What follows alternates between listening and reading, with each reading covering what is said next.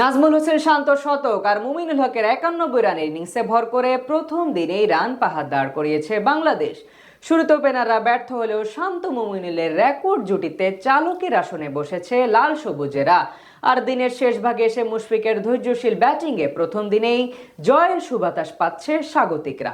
Bat হাতে টাইগারদের এই দাপুটে পারফরমেন্সের সাথে দিনের খুঁটিনাটি বিষয় নিয়ে বিস্তারিত থাকছে এই প্রতিবেদনে।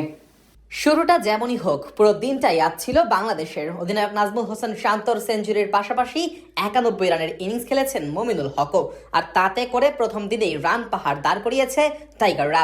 ঘরের মাঠে পাকিস্তানি বোলারদের উপর রাজত্বটা করেছে লাল সবুজেরাই। দিন শেষে তাই চালকের আসনেই বসেছে বাংলাদেশ।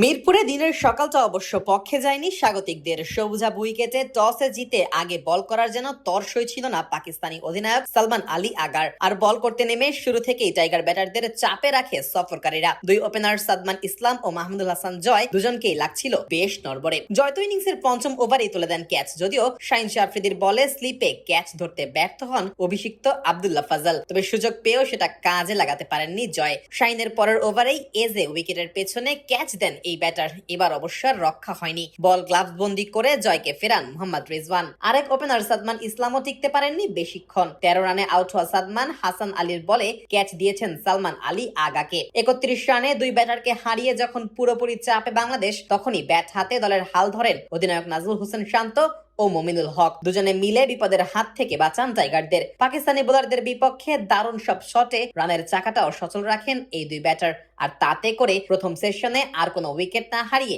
101 রানে থামে বাংলাদেশের ইনিংস। লাঞ্চের পর এসে অবশ্য রান করার দিকেই বেশি মনোযোগ ছিল দুই ব্যাটারের। বিশেষ করে নাজমুল হোসেন শান্ত ছিলেন দারুণ ছন্দে। ইনিংসের 31তম ওভারের শেষ বলে বাউন্ডারি হাঁকিয়ে ব্যক্তিগত অর্ধশতকের দেখা পান শান্ত। তবে অপর প্রান্তে থাকা মুমিনুলকে অবশ্য 50-র দেখা পেতে অপেক্ষা করতে হয়েছে আরো প্রায় 10 ওভারের মতো। ইনিংসের 42তম ওভারে অর্ধশতক স্পর্শ করেন মুমিনুল। দারুণ ছন্দে থাকা এই দুই ব্যাটার এদিন তৃতীয় উইকেট জুটিতে পাকিস্তানের বিপক্ষে বাংলাদেশের সর্বোচ্চ পার্টনারশিপের রেকর্ডটাও নিজেদের নামে করে নেন। পেছনে ফেলেন আশরাফুল ও বেলিমের জুটিকে। এদিকে মুমিনুল যখন কিছুটা ধীর গতিতে রান তুলছিলেন, তখন অন্য প্রান্তে শান্ত রান তুলছিলেন ঝড়ের বেগে। দ্রুতই এগোচ্ছিলেন শতকের দিকে। ইনিংসের 53তম ওভারে পেয়েও যান সেই শতকের দেখা, যদিও শতক হাঁকানোর পরের বলেই ফিরতে হয় টাইগার এই দলনেতাকে। যদিও শান্তর বিদায় সত্ত্বেও বাংলাদেশকে চাপে ফেলতে পারেনি সফরকারী পাকিস্তান।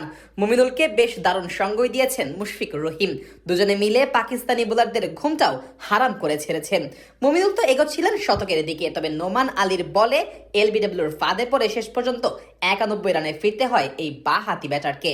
শেষ দিকে এসে অবশ্য টাইগার ব্যাটারদের কিছুটা খাবি খাইয়েছে পাকিস্তান, তবে মুশফিক আর লিটনকে অবশ্য ফাঁদে ফেলাতে পারেনি সফরকারীরা। ফলে দিন শেষে 4 উইকেট হারিয়ে 301 রান করেই ফিরে যায় বাংলাদেশ। টাইগারদের হয়ে 48 রানে অপরাজিত থাকেন মুশফিক আর লিটন অপরাজিত থাকেন